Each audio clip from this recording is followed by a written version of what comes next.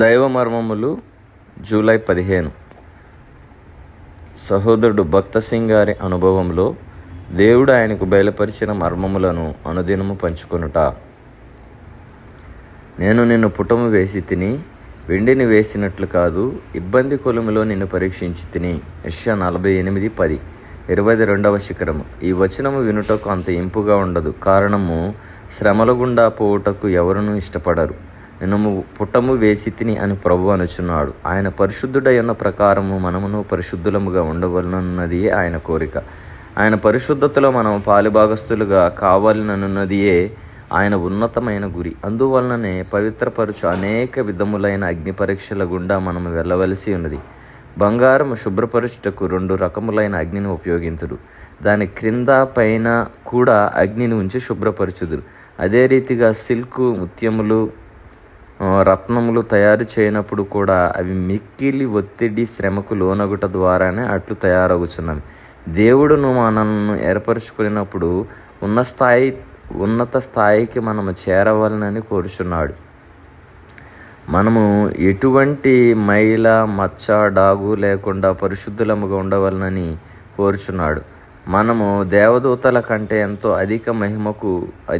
అధిక మహిమను కలిగి ఉండవాలని ఆయన కోరుచున్న కారణమున మనలను ఇబ్బంది కొలిమి గుండా తీసుకొని వెళ్ళుచున్నాడు. మనము పిలువబడిన అత్యున్నత పిలుపుకై మనల్ని దేవుడు సిద్ధపరచు విధము ఇటిది. మనల్ని పవిత్రపరచుటకై దేవుడు ఆయా సమయములను, ఆయా మార్గమును ఉపయోగించును. అయితే దేవుని మార్గము ద్వారా మాత్రమే మనమందరము పవిత్రపరచబడవలసి ఉన్నది.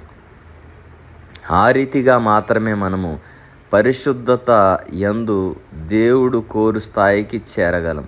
శ్రమల ద్వారానే పౌలు బలమైన పాత్రగా మారిన ఈ దైవజనుని వాడుకొనిన విధముగా మరినెవరినైనా దేవుడు వాడుకొన్నాడని నేను అనుకొనను. ఆ అగ్ని వంటి శ్రమల ద్వారా దేవుడు ఆయనను పరిశుద్ధపరిచి లోతైన సత్యములు అనేకములు నేర్పించి పౌలునందు ప్రభువు లోతైన కార్యము జరిగించును. మొదట ప్రభువు ఆయనను ఒక ఎడారిలోనికి తీసుకువెళ్ళి పిమ్మట పవిత్రపరిచే అగ్ని ద్వారా తీసుకుని వెళ్ళుట వలన అతని లోకానికి పరలోక సంబంధమైన దర్శనములను, మర్మములను కుమ్మరించెను.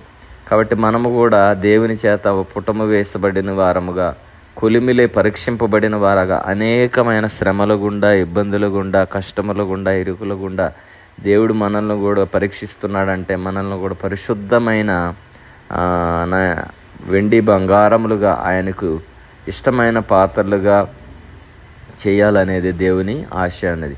కాబట్టి మనము కూడా శ్రమల గుండా వెళ్ళేటప్పుడు నిస్పృహకు లోనవ్వకుండా, అవమానములకు లోనవ్వకుండా దేవుడు మనల్ని పరీక్షిస్తున్నాడనే ఆ నిరీక్షణతో మనము కూడా వాటిని జయించి ఆయన పరిశుద్ధుడుగా ఉన్న ప్రకారం మనము కూడా పరిశుద్ధముగా జీవించి ఈ లోకయాత్రను ముగించాలన్నది దేవుని ఆశయం ఉన్నది.